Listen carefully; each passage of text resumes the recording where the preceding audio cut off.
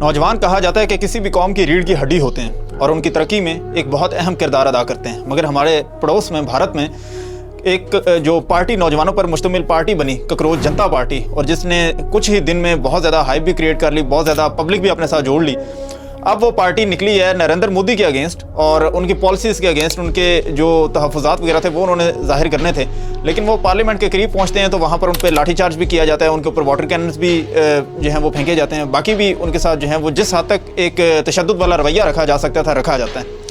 दूसरी तरफ राहुल गांधी जो कि एक बहुत मंझे हुए सियासतदान भी माने जाते हैं और उनका एक ज़ाहिर है भारतीय पार्लियामेंट में बहुत अहम किरदार होता है और हम अक्सर उनकी बहुत सारी तकारीर इस तरह की सुनते हैं। और एक ऐसा शख्स कि जिसका ताल्लुक सियासत में बहुत पुराना हो कि जो इंदिरा गांधी साहब हैं वो खुद बतौर वज़ीर-ए-आज़म भी रही हों, प्रियंका गांधी जो उनकी बहन है इस वक्त पार्लियामेंटेरियन भी हों, उनको इस तरीके से उनकी फोर्सेस उठाती हैं कि जैसे मोहल्ले के किसी बच्चे को उठाया जाता है। तो आप फिर यहाँ से जो है वो अंदाज़ा लगा सकते हैं कि वो भारत जो कल तक हमारे अंदरूनी मसाइल के ऊपर इस तरीके से बात करता था कि जिस तरीके से वो आलमी अमन का जो है वो ठेकेदार है या इस तरीके से उसने इन चीज़ों का जिम्मेदारी ली हुई है।